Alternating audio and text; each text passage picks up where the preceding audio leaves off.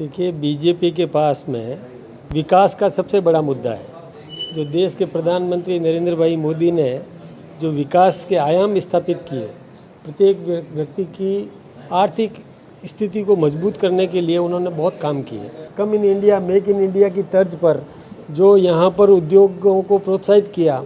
और आप जानते हैं कि पहले हम शस्त्र बाहर से खरीदा करते थे, अब हम शस्त्र बेचने की स्थिति में आ गए। दुनिया में भारत की प्रतिष्ठा बढ़ी है।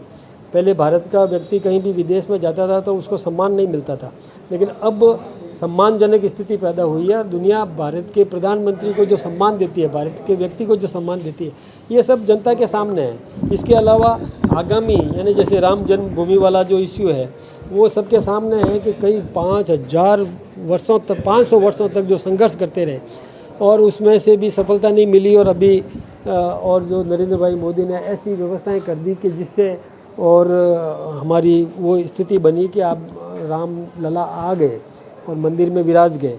कांग्रेस के पास में कहने के लिए कुछ नहीं है, कांग्रेस को कैंडिडेट नहीं मिल रहे हैं, कांग्रेस के कैंडिडेट मैदान छोड़ रहे हैं। यहाँ के आपके जयपुर के सुनील ने मैदान छोड़ दिया, उधर वो राजसमंद से वो जो सुदर्शन सिंह ने मैदान छोड़ दिया कि हम चुनाव नहीं लड़ेंगे। इसलिए कांग्रेस के पास में कैंडिडेट नहीं मिल रहे हैं। कई जगह पर कांग्रेस यानी वो पलायन कर रहे हैं, लोग आकर के भारतीय जनता पार्टी में आ रहे हैं। तो हमने उनसे भी यही कहा कि भाई ये वन वे ट्रैफिक है, यहाँ आप आ सकते हो, नीतिगत निर्णय करके यहाँ आइए, हम स्वागत करेंगे, हमारे साथ घुल मिल करके रहो, हम प्रेम से आपको रखेंगे। जगह जगह से जो संदेश आ रहे हैं, चाहे राज संबंध की बात हो, अजमेर में भी यही चल रहा है कि प्रत्याशी चुनाव नहीं लड़ना चाहते कांग्रेस के। इससे ये तो स्पष्ट हो गया कि भारतीय जनता पार्टी के प्रत्याशी से और माननीय नरेंद्र मोदी जी की लोकप्रियता से कांग्रेस डरी हुई है। इनके पास चुनाव लड़ने के लिए लोग नहीं हैं।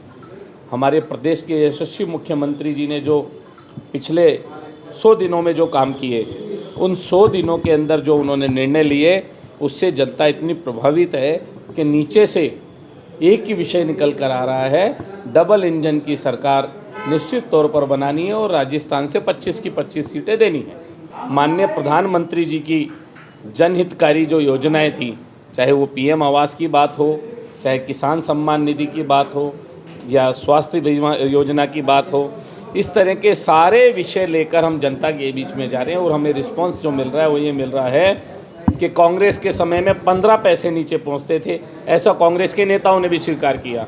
लेकिन मोदी जी के समय में जितना पैसा केंद्र सरकार से आता है, लाभार्थी के खाते में 100% पैसा उसके खाते में पहुँचता है। ये विषय एक प्रमुख विषय है। निश्चित तौर पर राजस्थान की जनता भारतीय जनता पार्टी को वोट देने के लिए अवतार